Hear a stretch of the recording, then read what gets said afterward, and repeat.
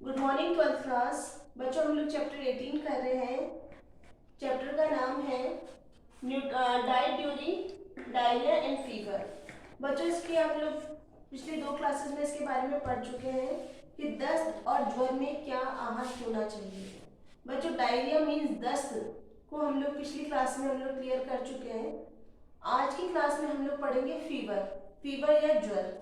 बच्चों बुखार के बारे में आप लोग सभी अच्छे से जानते हो।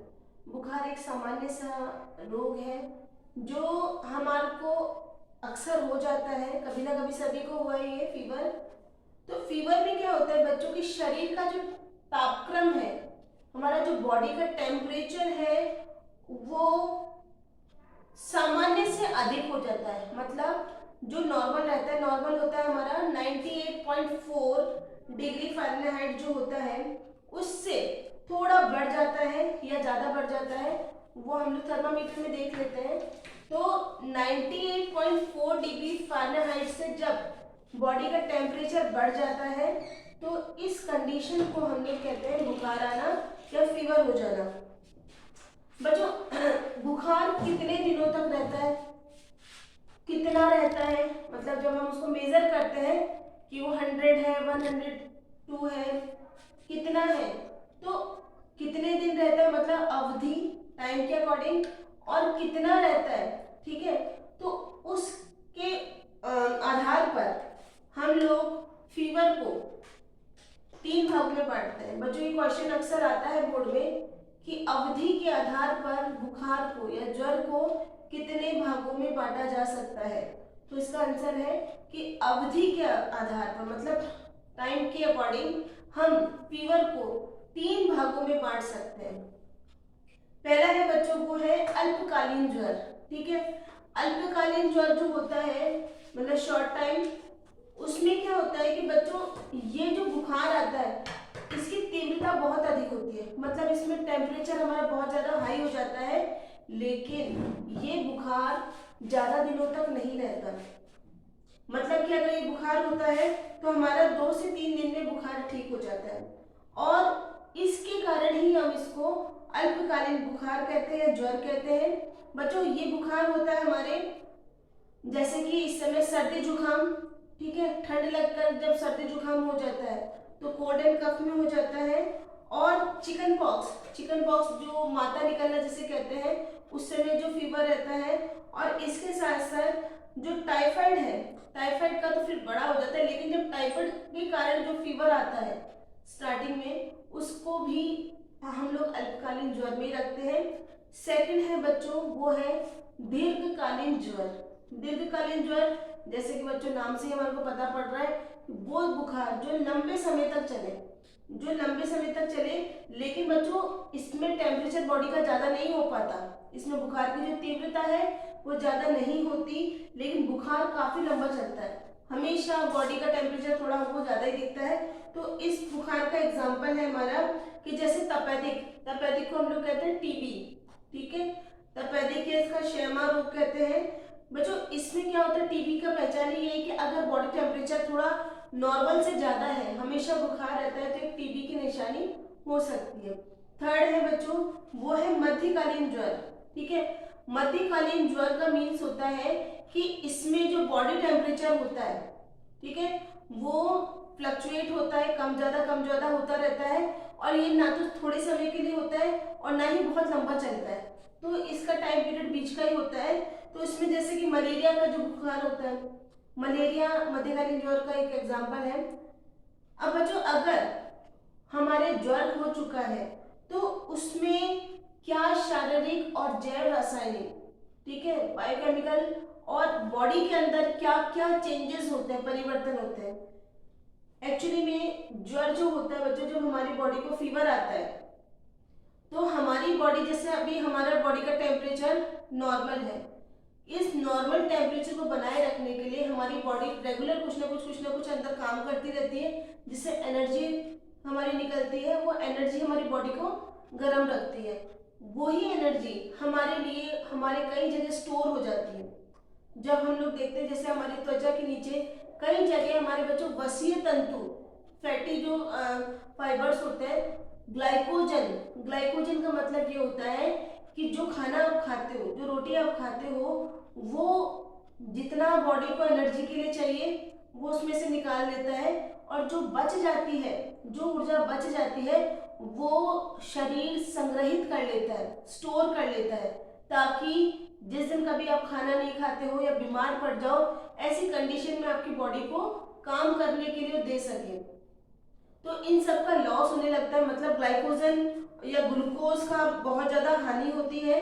वसीय तंतु, फैटी एसिड जो होते हैं वो, सॉरी फैटी फाइबर्स जो होते हैं वो पूरी तरह से टूट जाते हैं। इसलिए कभी देखना, जब बुखार होने के बाद व्यक्ति को हम देखते हैं तो वो हमको कमजोर दिखाई देता है, ठीक है।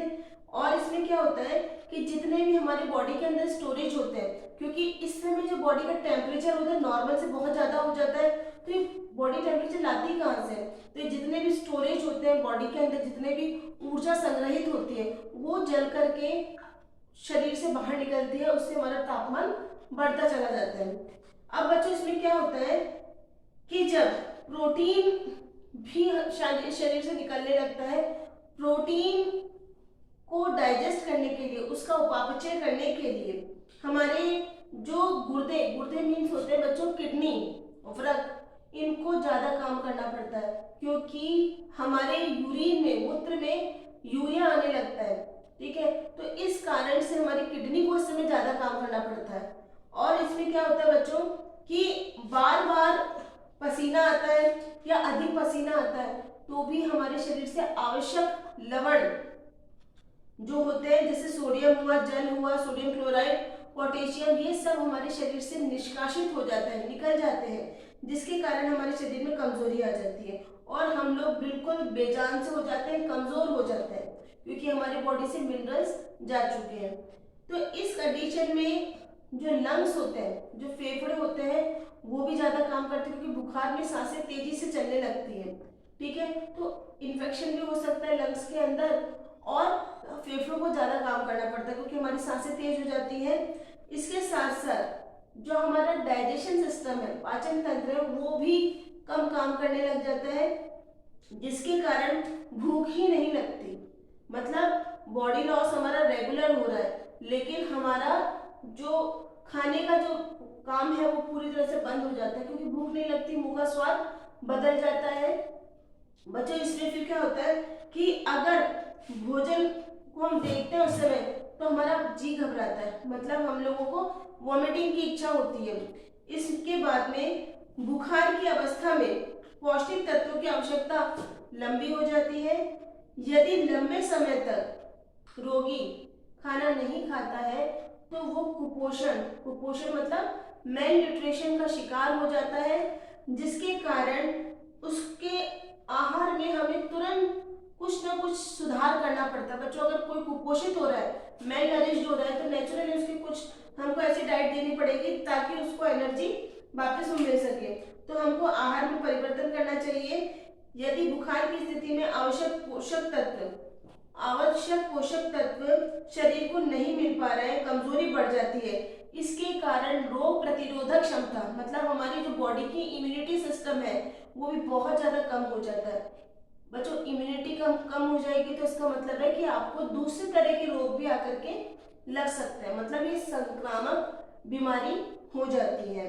और इसमें मतलब पोषण स्तर के साथ साथ हमारे को ये ध्यान देना चाहिए कि जो हमारे हेल्थ में कमजोरी हो रही है, ठीक है, स्वास्थ्य में जो गिरावट आ रही है, उसको ध्यान में रखते हुए हमारे को हमारे आहार में परिवर्तन कर लेने चाहिए।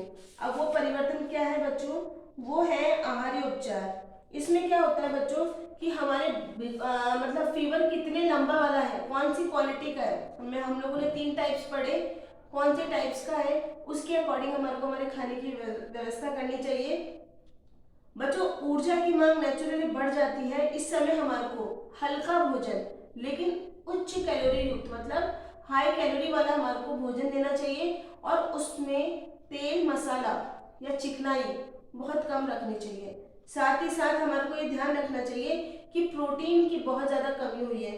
प्रोटीन की कमी को सही करने के लिए हमें उसके आहार में अच्छा प्रोटीन, मतलब हाई क्वालिटी प्रोटीन जो होता है, गुड क्वालिटी जो प्रोटीन होता है, उच्च गुणवत्ता वाला प्रोटीन जैसे अनाज और दालों को मिलाकर, कॉमा आप इसमें दूध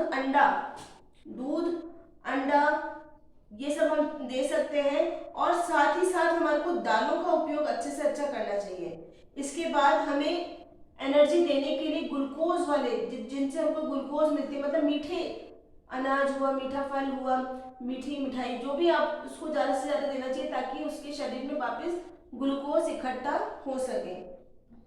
इसके बाद हमारे को इस बात का ध्यान रखना चाहिए कि हमें उसको 2-2 घंटे में ग्लूकोज का पानी को, या तो ग्लूकोज को पानी में मिलाकर, दूध में मिलाकर, फलों के रस के साथ, शिकंजी के साथ किसी न किसी तरह से मिलाकर के उसकी बॉडी में जाना चाहिए, मतलब पीता रहे। उसके बाद में बच्चों ये ध्यान रखना चाहिए कि हमें क्रीम, मक्खन, दूध, अंडे की जर्दी हम ये उनको दे सकते हैं, क्योंकि ये जो फैट है ये आराम से डाइजेस्ट हो जाती है, मतलब उनको पचा सकता है वो। और हमें इस बात का ध्यान रखना चाहिए कि जो पसीने में जो जल का निष्कासन हुआ है उसकी कमी को दूर करने के लिए हमें नमक और फलों का रस, क्योंकि मिनरल्स का, खनिज लवण का भी नुकसान हुआ है, तो हमें नमक, फलों का रस जिसमें पोटेशियम वगैरह अच्छी मात्रा में मिल जाता है, वो सब हमारे को देना चाहिए। और खाने में अंकुरीकरण, मतलब फूड को जर्मिनेशन करवा कर के ही देना चाहिए, जैसे स्प्राउट्स हुए, अंकुरित अनाज, इन सबको हमारे को देना चाहिए। और हमें बुखार और मल मूत्र का अधिक जब उत्सर्जन होता है तो जल की मात्रा में कमी आती है। इस जल की मात्रा को बनाए रखने के लिए जौ का पानी जैसे हम लोग बार्ली वाटर कहते हैं, वो भी देना चाहिए। साथ ही साथ फलों का रस, दाल, सब्जियों का सूप, ग्लूकोज, पानी, ये सब हमें देना चाहिए। बच्चों और क्या बातों का ध्यान रखना चाहिए कि हमारे को जो खाना हम उसको दे रहे हैं वो हाई गुड क्वालिटी का होना चाहिए, जिससे हमारे को अच्छी कैलोरीज मिल जाए, कैलोरी मिले, अच्छा प्रोटीन मिले और अच्छा ही हमारे को हमारा स्वास्थ्य हो जाए। लेकिन इस बात का ध्यान रखना चाहिए कि जो खाना बना रहे हैं वो ताज़ा होना चाहिए और सुपाच्य होना चाहिए। इसके बाद में बच्चों उसके मतलब ग्लूकोज का पानी, फलों का रस, चावल और जौ का पानी, फटे दूध का पानी और छेना, दाल, सब्जियां आदि हम उसको दे सकते हैं।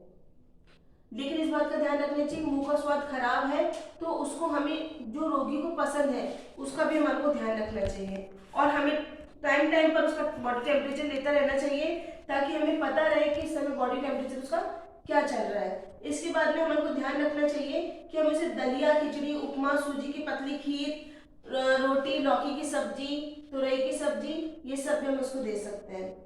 खाना जो है बच्चों एक साथ नहीं देना चाहिए, 2-3 घंटे के अंतराल में, मतलब 2-3 घंटे के अंतराल में मीन्स हुआ टाइम इंटरवल के बीच में हमको उसको खाना देना चाहिए। और ये ध्यान रखना चाहिए कि हर बार हमें अपने डॉक्टर से सलाह लेनी चाहिए।